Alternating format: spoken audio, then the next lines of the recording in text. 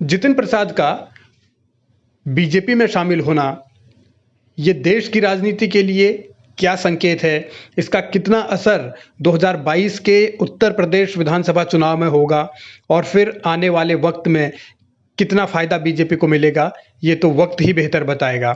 लेकिन इन तस्वीरों ने उत्तराखंड कांग्रेस के लिए भी खतरे की घंटी जरूर बजा दी है। और वो खतरे की घंटी इसलिए क्योंकि कांग्रेस का इतिहास उत्तराखंड में इस तरीके का रहा है कि वहाँ उठापटक हमेशा से होती रही है। 2017 के विधानसभा चुनाव से पहले वहाँ जो बगावत हुई और 2016 में कई नेता बीजेपी के अंदर कांग्रेस से चले गए, बड़े बड़े दिग्गज चले गए। और इस बार भी कांग्रेस की सबसे बड़ी समस्या वही है, गुटबाजी। और गुटबाजी का आलम यह है कि बहुत कम वक्त अब चुनाव में रह गया है, लेकिन पार्टी के नेतृत्व के पास कोई रोड मैप अब तक है नहीं। 7 जून को जो है प्रभारी जी के साथ जो है नेता प्रतिपक्ष भी थी, हमारे राष्ट्रीय महासचिव हरीश रावत जी भी थे, मैं भी था। सब लोगों ने बैठ के बात की कि 2022 की जो चुनौती हमारे सामने है, इस चुनौती पर पार पाने के लिए किस तरीके से हम अपना रोड मैप तैयार करें। कई विषयों पर चर्चा हुई, फिर दोबारा चर्चा होगी और जब दोबारा चर्चा होगी तो निश्चित रूप से हम एक रोड मैप तैयार करेंगे। और जब कोरोना की गति मध्यम होगी तो उस रोड मैप को लेकर के तमाम हमारे साथी जो है आम जन के बीच आने का काम करें। प्रभारी ने प्लान मांगा, रोड मैप मांगा, तो प्रीतम सिंह कुछ पेश नहीं कर पाए और अब 12 जून को फिर से बैठक बुलाई गई है। संगठन का मुखिया होने के नाते प्रीतम सिंह को चुनाव का पूरा रोड मैप बताना पड़ेगा। लेकिन असल में लड़ाई गुटबाजी की है, इसीलिए शायद प्रीतम का ध्यान चुनाव की तैयारी पर अभी नहीं गया होगा।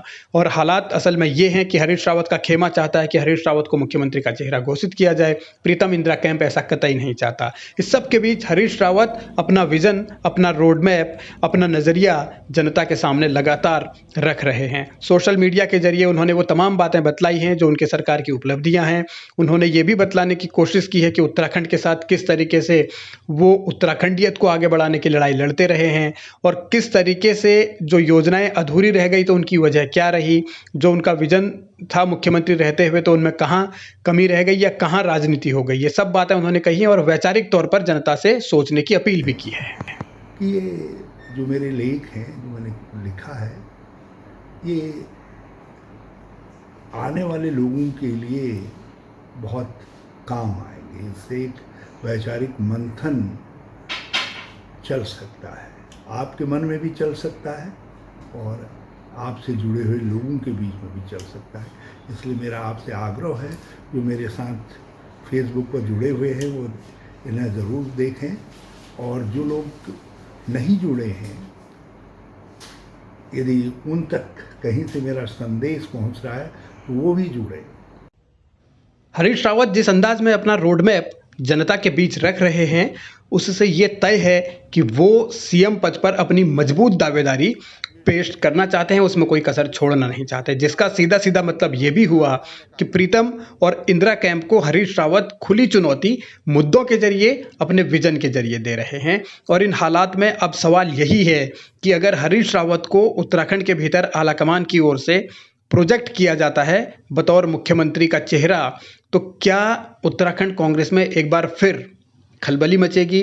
क्या उनके विरोधी फिर इस बात पर विचार कर सकते हैं कि जितिन प्रसाद ने जो कदम उठाया है वही कदम उठा लिया जाए? तो ये खतरे की घंटी तो है। और सवाल यही है, अटकलें यही है। राजनीति के जानकार ये मानते भी हैं कि अगर हरीश रावत को प्रोजेक्ट किया गया तो शायद एक बार फिर 2016 वाली स्थिति आ सकती है। लेकिन वो कौन कौन से चेहरे होंगे इसको लेकर कुछ कहा नहीं जा सकता और सियासत कहाँ जाकर रुकेगी इसका भी कोई अंदाजा नहीं है।